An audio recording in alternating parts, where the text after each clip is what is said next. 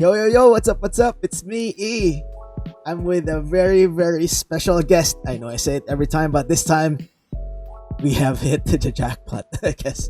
Guys, let's welcome Julio Espina into this medium. Woo! Woo! Hey everyone. Yeah. So, for everyone, Julio actually, the reason why we are here is we want to talk about PTs and give some insights for everyone to know. Great. Julio actually is on the player tour last PT3, and he finished 24th out of a lot of participants. Julio, congratulations on this achievement. I know that you're not foreign to winnings, as evidenced by your winnings in Game Walker 50K, bagging that Yeah. 50K down, right? So, with that being said, can you tell us a little bit of yourself? Where did you start on MTG, or how long have you been playing with MTG? All right. So I think I've also written an article about this. I could link it afterwards, it's on a page of a friend of mine. But basically my story was I started out quite late. I used to play Yu-Gi-Oh back in high school. So that was my Nice. core game talaga. And I think late into college, um where I studied in Bacolod, no, at the latter part of my I was introduced to this game by a professor of mine who is also coincidentally a friend din. So I saw him one day in the cafeteria as he was flicking cards. Tapos out of curiosity, I asked uh what what kind of cards were those, no? So he told me about Magic. Tapos he told me that was one of the, if not the oldest na card game being played, no? And having, some uh being entrenched in a fantasy background, being into RPGs and stuff. I immediately, it piqued my curiosity and I asked further, and then from there I was taught the game. So medyo growing up, I kind of was the competitive type talaga at, yeah, almost all of the endeavors that I would venture into. So I immediately doubled down into the game and researched extensively. No? So I started out, yung first set that I was able to play with talaga was Return to Ravnica. So by Magic standards, I guess that's a pretty late set to begin with, no? Kasi I think medyo, ano ba siya, 2010 ata? Or parang, if I remember correctly, should be mga 2010, 2011. So, I started in that set. Medyo casual pa when I guess, as with all starts, no? But through research, through, consuming content, which has been the backbone of my preparation ever since. Medyo na fast track yung competitive aspect of the game for me. So 2 years down, I became a judge. Nice. And yeah, I became a judge. So I was certified by the lone L3 judge in the country, si Joel Bantiles. Shout out kay Joel if you're Shout out. listening. Yeah. So, yeah, I started judging talaga mainly to support, kasi there was no judge in my hometown of Bacolod. No? So I started in Bacolod. If you don't know where that is, it's in Visayas. No? It's just it's between Iloilo and Cebu basically. So there's a small community that we have there. Very similar to your case, I guess, in CDO. No? So on average, we have about mga, siguro marami na yung 20 players for FNM, or 15 players, ganun. So we couldn't move forward in terms of the competitive REL events because there was a lack of judges, if not wala talagang judges doon dati. So I tried to certify myself in order to help the store, and however, a couple of months after I was certified, I moved to Manila for work. So, pero may nag-replace naman. So, from then, I kept on judging in Manila, but syempre there's this competitive tick talaga that I can't, brush off. So I kept on playing on events, and mainly my main format talaga has been modern. Mm, So I'm generally known to play like, or exclusively combo decks. nice, So nice. for the most broken combo decks there that's available in the format or is currently dominating the format. I've been pretty known to play that. So from the likes of my favorite deck is Lantern Control. Uh, yeah, so medyo the degenerate stuff na. That's Eh, a bit evil in terms of like the combo decks, I guess. or PTQ actually, yung Mm, Lantern Control. lantern So control. yeah, and then yeah, I moved into standard na more competitively in order to pursue talaga the Mm, Pro Tour dream, no, which I was able to, successfully achieve over the past week. nice, So nice. yeah, that's pretty much my background. Came from Bacolod, moved to Manila, played more, and then got to the PT. Got you, got you. So, is it safe to say that this is your first PT coming in? Yes, I've had a lot of near misses, but this one was the first. So I've attended three RPTQs now, Mm, and I've made finals of nationals. mm, However, yung invite was only given to the number one. So sayang. and like the previous so I lost in the finals against a former pro player din, si Antonino De Rosa. No, he's Mm, based in the Philippines, former US Nationals champion siya, and nice. multiple Grand Prix finishes. So it was the Hogak. He was playing Hogak, I was playing Urza. So The the classics, the classics. good and evil, unfortunately evil triumphs during that time. That's true, that's true. So after that, syempre, uh, placing second in nationals is such a huge blow talaga, and it almost crushed me kasi my preparation for that event was really extensive. And I tried, I never gave up. No, I still tried to pursue the Pro Tour from multiple angles, from both in an arena sense, MTG Arena, to MTG ORPTQs, to paper events, and my biggest finish, what got me the invite finally, was winning Gold Rush 2019, held last December. So because yung Philippine Nationals was pretty much, or the Nationals itself, the concept of Nationals was pretty much abolished na mid-year of 2019. So Mm, that became the de facto Nationals. And mm. that was the biggest event for Magic in the Philippines for that year. Winning that, I was against Craig. See, Craig is, you very well know him, no? So Shout out to uh, Craig. he's an amazing player from CDO and would always crush events. So it was Visayas and Mindanao finals there. Nice. So Represent. medyo muna yung mga Luzon Got you. crowd. Got So we both were playing Oko. So all broken deck during that time. Well, I have very fond memories of that event because apart from winning it, no, the finals alone was really a testament of how batshit that format was, or that deck was. Kasi we were already being flagged, and parang I could see the frustration from the judges already. Mm, The event ended mga around close to midnight. And yung mga overstaying charges na sa Soler. It was in Soler, but in the nature of being top 8, especially in the finals, it's untimed. Eh. mm. So unlike Swiss, once you get into top 8, it's already untimed. And the match with Craig lasted about 2.5 hours. Yeah, match one, round one was lasted about close to 2 hours.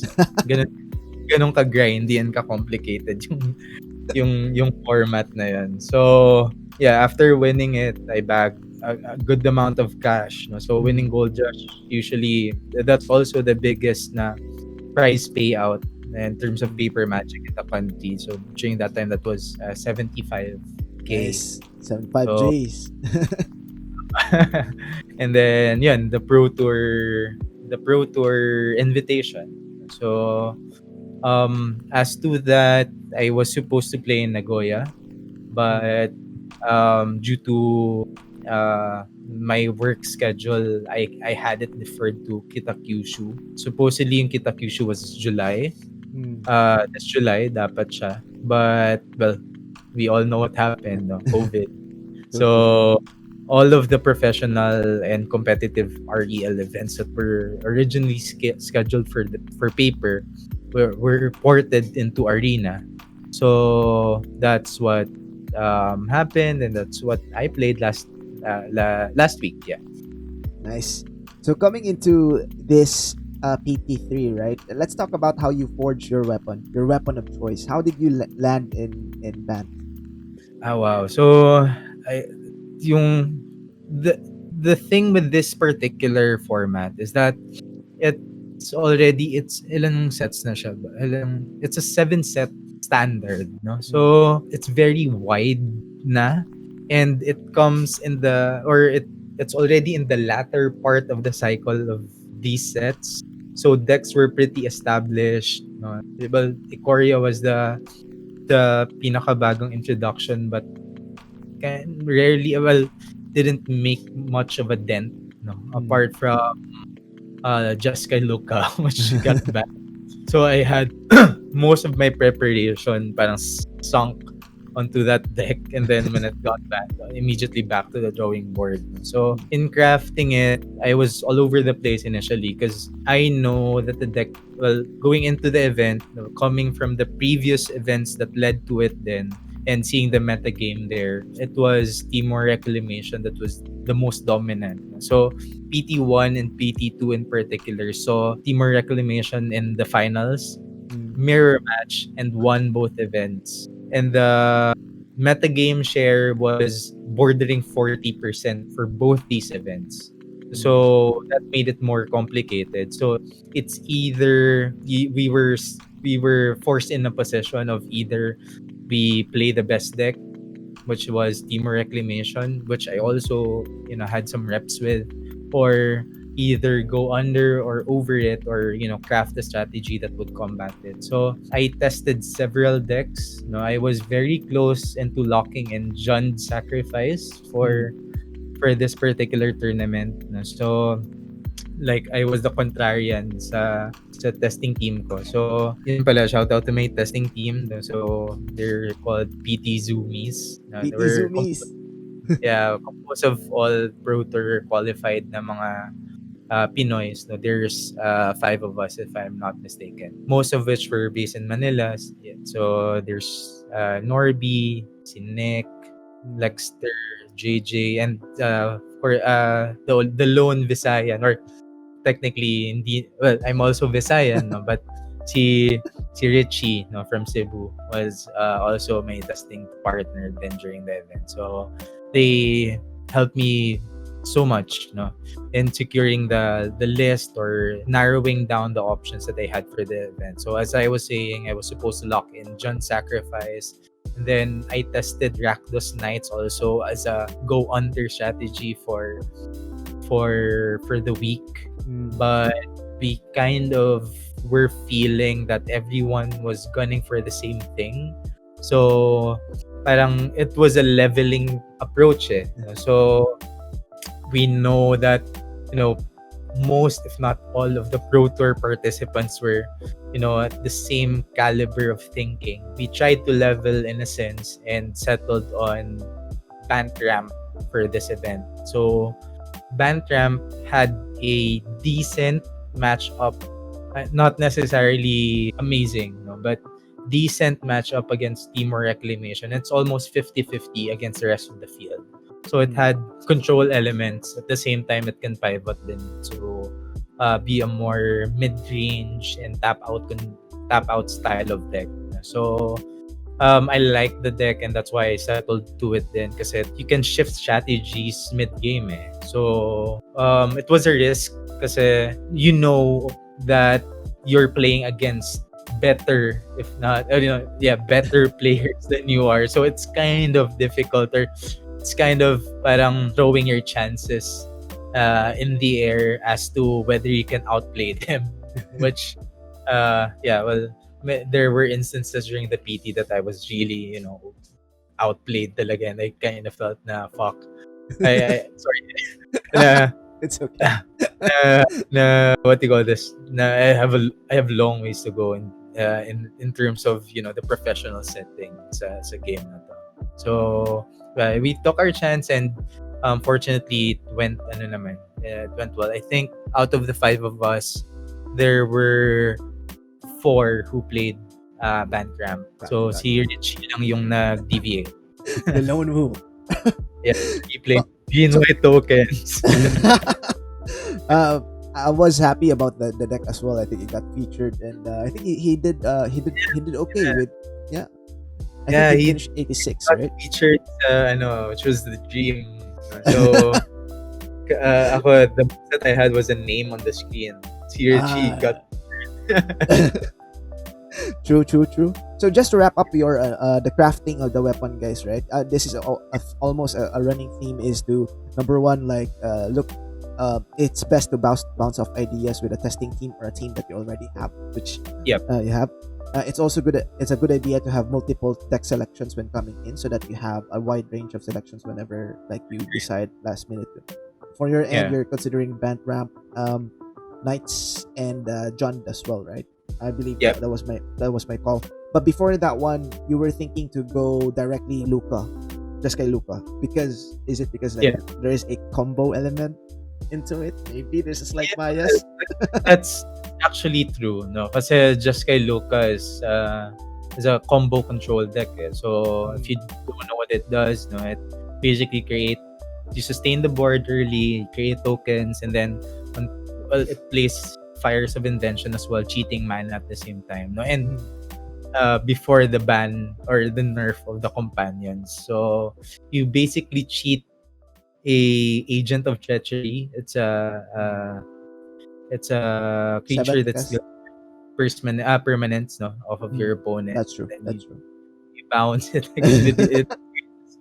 The deck was so broken that after restarting the what do you call this, the ranks during at the end of May, so leading into June, I started playing Loka June 1 and got Mythic a day after. I ended at number 4. Nice. So insane. I love it. All right, guys. So just a pro tip for everyone: find a broken deck.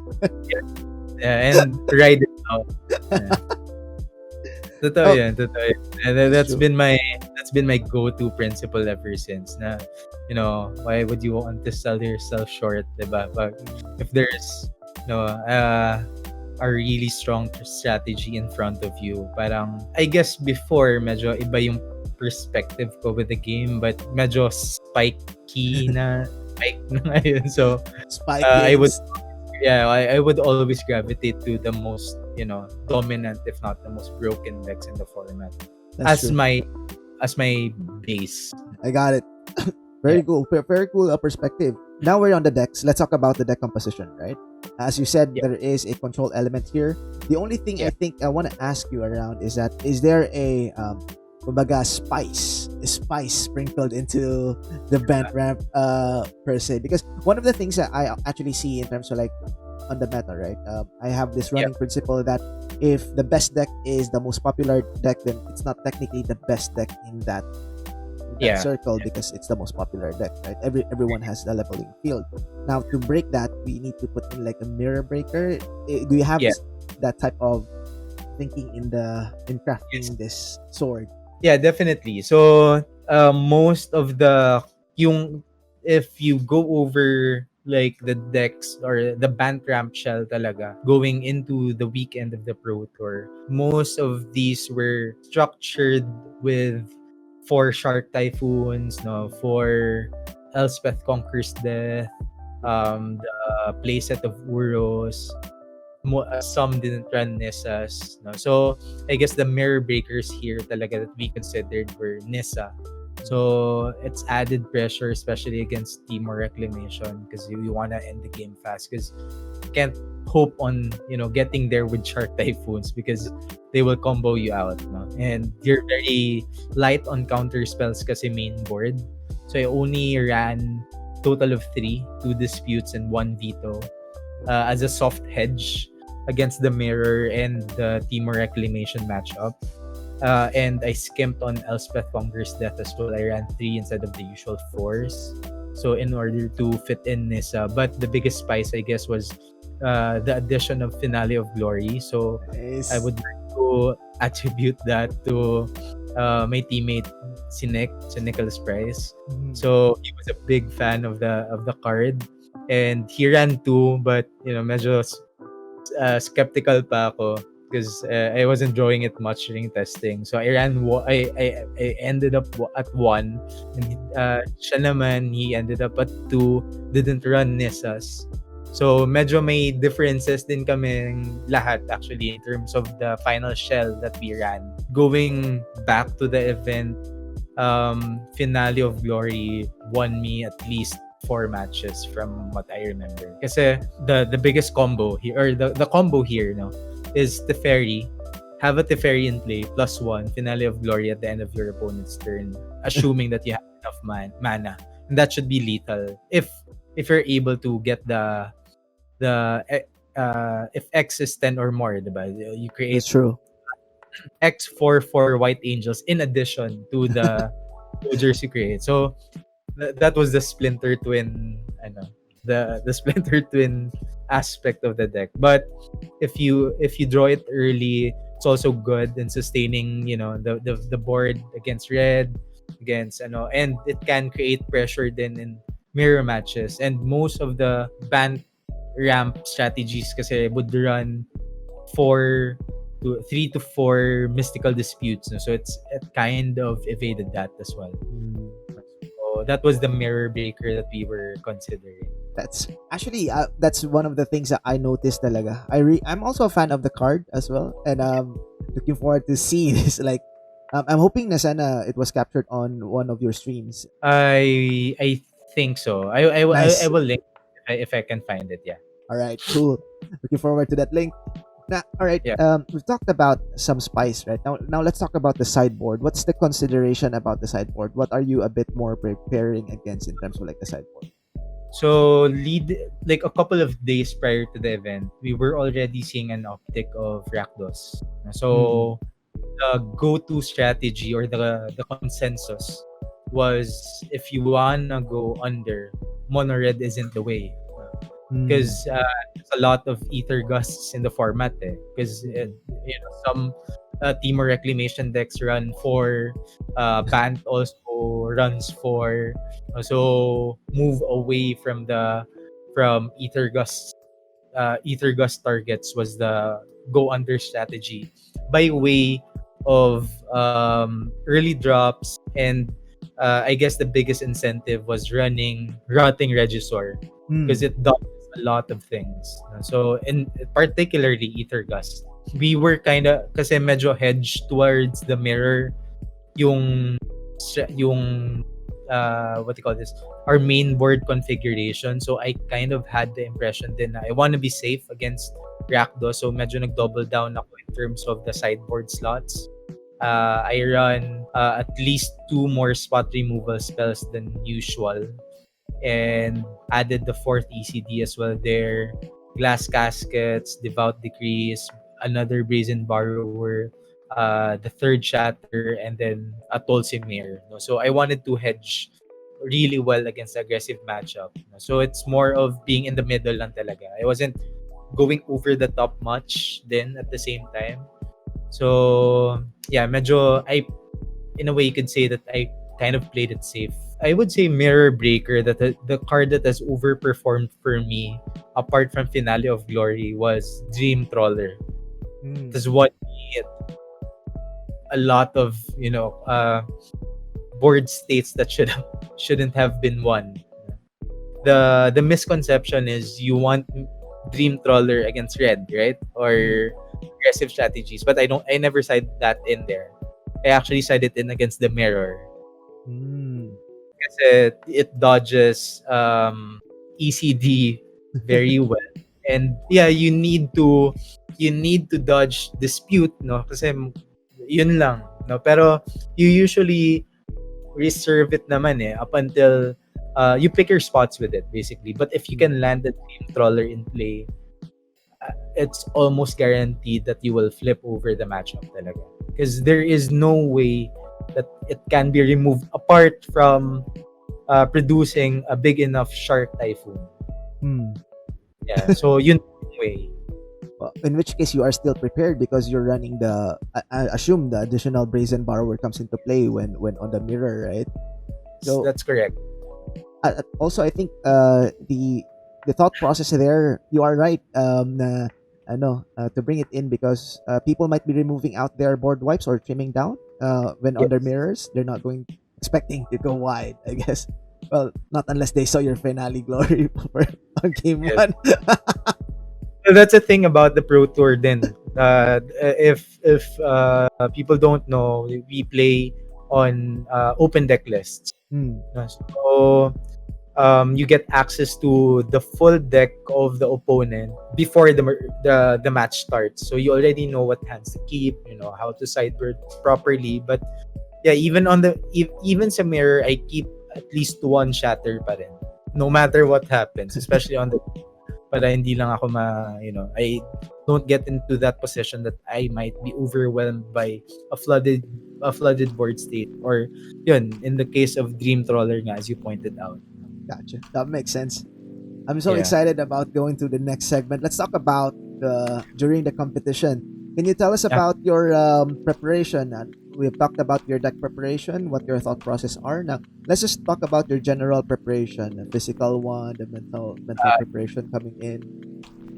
So yeah, well, the funny thing about the Pro Tour is that medyo you had different options actually in terms of schedules, no, as to what time you would want to play. So mine was the earliest, no, at 8 a.m. So medyo I'm a morning guy. So I guess the biggest preparation that I had was really getting sleep, no? Getting the requisite amount of sleep. I think that I can't overstate it enough na how important sleep is in terms of, parang settling your mindset going into a competitive endeavor. Most people tend to disregard that and would um be prone to, in a way, what we call over testing, na to the point of burnout, especially on the eve of the event, para test pa rin. So the discipline naman that you get from the Pro Tour is that deck lists are due 24 hours before the event. Mm. So you really get to have full testing, and then once you're settled, submit your deck list, and then you have the entire day na lang to mull over matchups, sideboard strategies, audibles, diba? And as I've mentioned, get the sleep that you should have, for this event.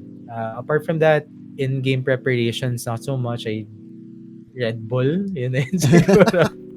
So, because yeah, I drank. I bought 2 cans of Red Bull prior and finished it by 10 a.m. Oh my god. Yeah, because the thing, the Pro Tour, even if it was online, no, and I've been saying this to friends of mine as well, na the pressure was unreal pa rin. I felt my hands rattling. And not because parang you still get the vibe na well, it is the Pro Tour pa rin talaga after all. So the pressure was, no, I almost vomited at one point, honestly, because of how nervous I am, and I couldn't concentrate properly. But like after siguro round 4, I was medyo in my groove na, Mm. and I kind of was settled na. But yeah, I started out very, very nervous. But fortunately, I had an amazing run during my first day. So I started out 5-1, then I ended at 6-2. So that's more than you could ask for. So the bare minimum in order to net day two is 5 wins and 4 losses. Mm. So yeah, medyo nung nag 5-1 ako, I think you were on I the upper tens at that time, yes, right? I was 10th. No, Nice. the highest the highest ko sa tournament was 10th on two separate occasions, in day one and on date Day at some two. point. Yeah. So I was in Represent. I was in contention actually up until the second to the last round. Mm, mm. So, na I lost horribly lang to who did I lose to? Yeah, it was a mirror match against a Mm. Japanese pro then. Woo. So yeah, in game preparation, nothing much. I just had Red Bull. I bought a pan of sushi the night before para hindi na ako tatayo, and that the rest was history. Got you, got you. So basically, um, get enough rest and sleep, and then just focus down, minimize standing up, basically, or like going around, just to focus on the games. I think that's Yeah. the main message that we're trying to convey. Yes, And then, I would say so, yeah. what were the, if you don't mind me asking, I know that when you're on the groove on PTs as well, or any tournaments, medyo in the zone can, you don't really think about like any of the highlight plays that you have. But if you were to recall right now, do you have a highlight play that you have in mind, or just general highlights during the tour? Well, the entire PT was a highlight in itself for me, no? So it was dreamlike talaga how it played out, because I played against a lot of familiar names, no? Mm. And particularly I won against Ben Stark. So Nice. Stark is, if you don't know him, it's he's a Channel Fireball pro, no? Yes. Hall of Famer. Mm. He was playing Auras of Yorion. So Mm. that was and he eventually made top 8. True, true. So that was the, in a way, the sleeper deck of the day. So he was able to, alongside with Seth Manfield and Brad Nelson, that's what they played, and Eric Frolich. But yeah, I won against Ben Stark, so that was one of my highlights. I won against Lee Si Chan, so Mm. also a Hall of Famer, and I lost horribly against Logan Nettles. So, see, if you don't know who Logan Nettles is, no, he's Jabberwocky. He runs by the handle Jabberwocky and Jabberwocky. MTGO, and he's the cousin of Reed Duke. Mm. So he's regarded as one of the best players in the world. Na low key, na hindi alam, not so much in the mainstream, but he's the best John mid-range guy in the world talaga, and was dominating the MTGO scene for a long time. That's true. I remember those times like, who is this guy? Every He's time. and he made top 8 then. So actually, four of my opponents made top 8. So si Dennis Chan, Ben Stark, Lizzie Chan, and Logan Nettles. I also played siguro highlight na rin, or yeah, what the most special round for me, I guess, was my round 15. So we were both sitting at winning in to make top 24. And the difference in pricing was top 16 to 24 was $2,000. Mm. And then 25 to 48 was $1,000. So it was a That $1,000 match at match. stake. And and it's, I mean, $1,000 is $1,000 pa rin, di That's ba? true. That's It's 50K a right lot. there. So, yeah, it's a lot of money. So sobrang pressure talaga that particular. I've never played with that much at stake, no. And I was playing against Masahito Masuda. So Mm. if you also don't know him, he created Timor Reclamation. And yeah, he's the basically the what they call the god of Timor Reclamation in Japan. So grabe. It was Yeah, it was one for the books talaga, that match. Can only imagine the pressure that you feel then as well. Did you tune in with any the CFB Twitch and whatnot? Kasi sometimes that also brings pressure. Yeah, well, if the rounds kind of ended early, no, I have Twitch on my, I run two monitors naman. So I have Twitch on the background sa isa on mute. Imagine. But would turn it off pag in game because Okay. I need to focus and medyo dialed in ako sa game if you should be given that it's a pro. Yeah, $1,000 matches. crazy. Can't have that misclicks. Just yung mga oops na auto. So These are some of the questions I haven't asked though. Like since this is not paper magic, kasi paper magic is a bit more. There's a bit more other level of like playing because you can also look at your opponents and judge from there Tama. what's the impression.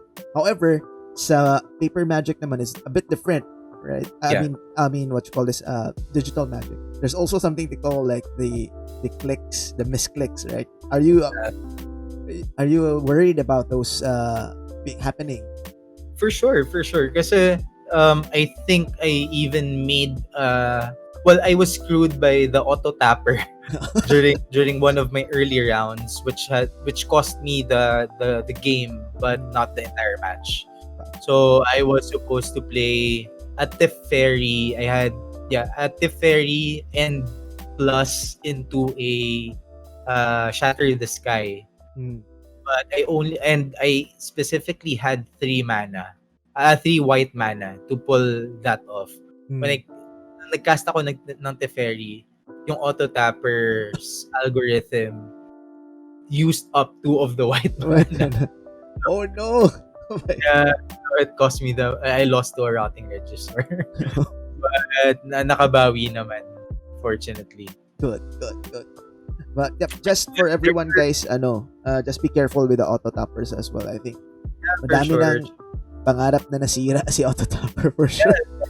There's the biggest example actually was I don't remember the names of the players, but I remember seeing this on Twitter na a guy lost his it was not winning in for top 8, but it was the last round of PT1, and for a misclick he lost $1,500. Oof. So it can get that costly. It's very bad. Feels bad, man. So, I'll beat myself up after. True. I don't want to take too much of your time, Julio. Just want to do a quick 2 more questions. If you were to like go back and tell yourself something, a message, what would you have been say now? This is the thing that you need to improve going into the PT. The PT. I think I prepped well enough naman. No? Maybe not at the number of reps desired talaga, or what most pros invest into testing, but I think I carried the deck naman efficiently enough throughout the tournament. But siguro if I were to go back, maybe boost my confidence a bit, going into the event, because I was really rattled during the early part of the PT. Maybe I would have said to myself to enjoy it more, because there were cases na medyo I had the pressure got the best of me then. Last question. Yeah. What would you give as an advice to all of those aspiring guys that wants to qualify for PT, do well as well in any of the tournaments that they want to achieve? Yeah, so actually I have a very one-dimensional na preparation, or in a way, what you call this, structure, in terms of approaching games or competitions in general, and this might differ from person to person, diba? Iba din yung strategies ng kada tao, but my particular talaga is banking on the academic aspect of the game, so meaning it's investing on content, it's investing on research, It's investing on mapping out, the meta game, knowing the matchups, understanding the decks, no? Because ako personally, I don't regard myself as a talented player. I'm not gifted, but Well, I would disagree with that notion, but I mean, somehow, sometimes as Filipinos, we're not really trained well to, accept praises. I think that's one of the things we were never trained to say, "Oh, you're good," and then the answer is, "Oh, thank you." We never were yeah, trained to do yeah, that. right.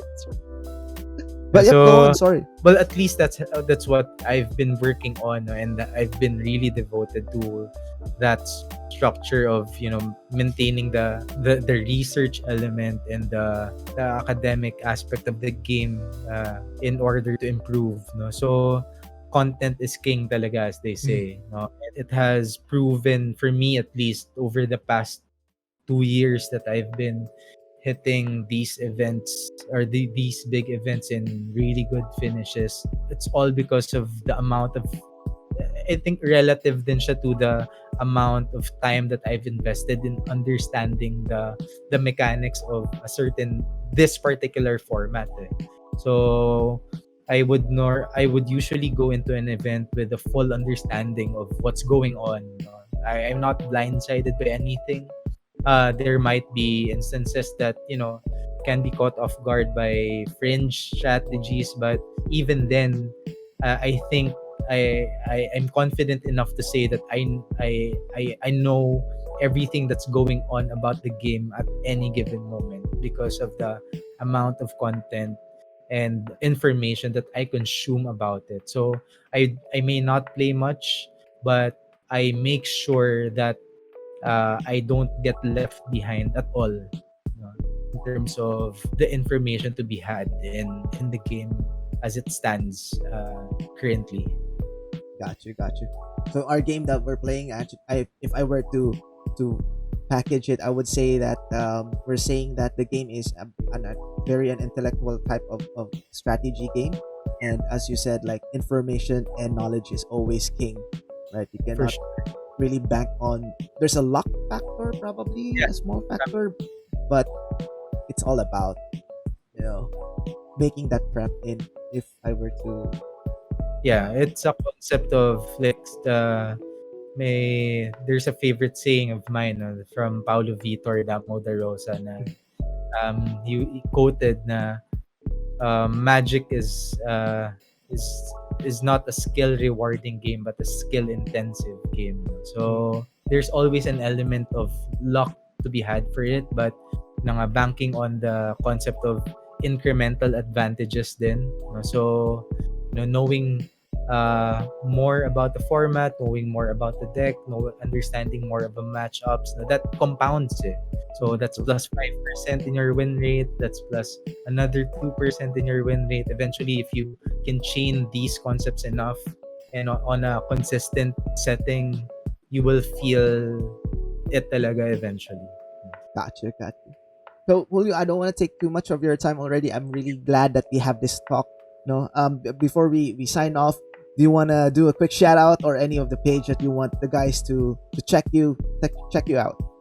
Yeah, so I run a streaming page already. It's called Julio Goes Gaming. You can look that up on Facebook. And shout out also to my teammates, MTG Pioneers, Nick, Norby, Ham, Richie, Lexter, teammates as well from another team, Timberwolves, and the content group that I've been managing, and that may yung project of mine called MTG Archive. So if you want to be a part of that, just look it up on Facebook and then add the group. It's mainly a repository of content, and designed for spikes talaga. It's a content curation na page mainly. So I yeah, would that's check about it. that out definitely, definitely. Yep. Thank you for letting me know about this one. Yeah. Joining the Spike Army. Uh-huh. All right. So, Julio, again, thank you very much. Thank you Thank as you well. very much Yeah. for this interview, and for sharing your insight and knowledge as well. To all the guys that are watching us right now, I hope you got a bit more insight on how things are behind the scenes. So here we are, and thank you for the time for everyone, from everyone, and as always, stay safe,